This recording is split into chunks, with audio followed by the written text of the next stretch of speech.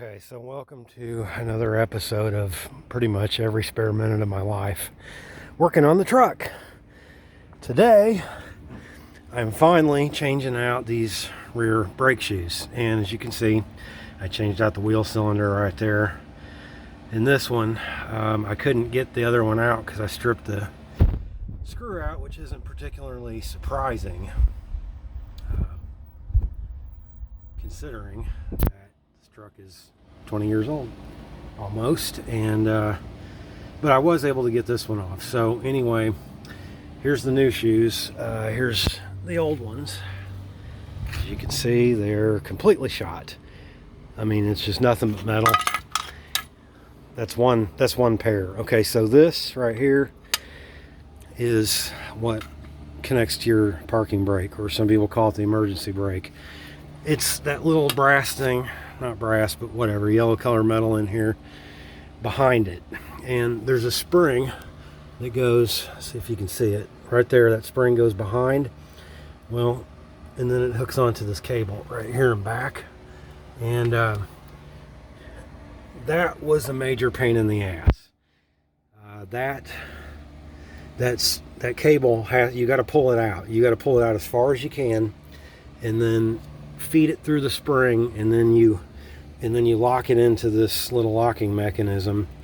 And then when you do that, it pulls out, and it's a cantilever, action that causes this then to swing out and engage the the brake shoe onto this outer hub.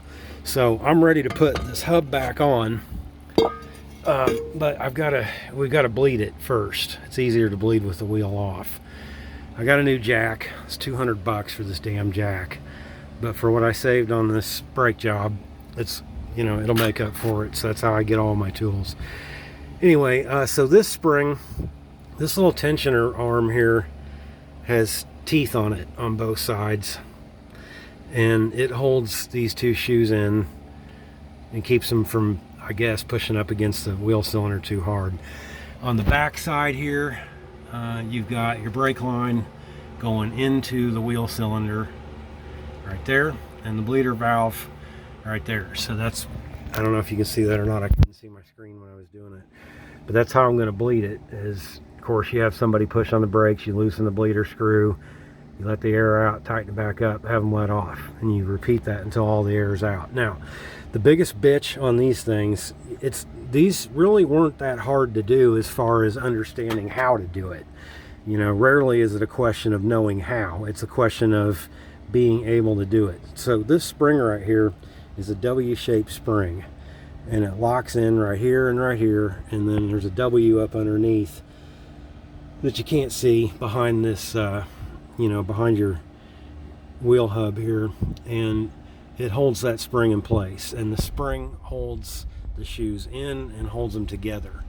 There is an unbelievable amount of tension on that thing, and getting the first one in is not too bad.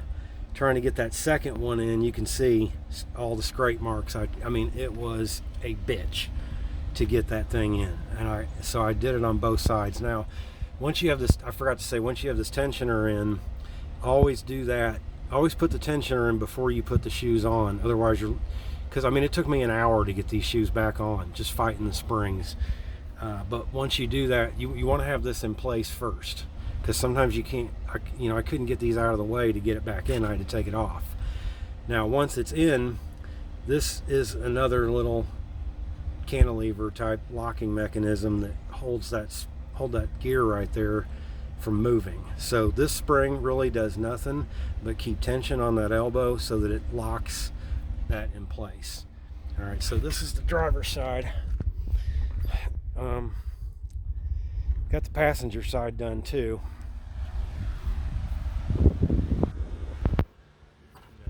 I put the hub back on, but it's pretty much the same thing. Wasn't too bad really. But it's hot. It's all the usual things. It's hot. The parts are rusted together. There's my impact wrench. That helps make things a little easier. But it's all the same old stuff. So I don't really have any super tricks for you know, how to get those springs. I just use several different kinds of pliers, and you just got to keep finagling it. That's all there really is to it. So anyway, hopefully that helps, and that'll be the end of my rear brake problems, I hope.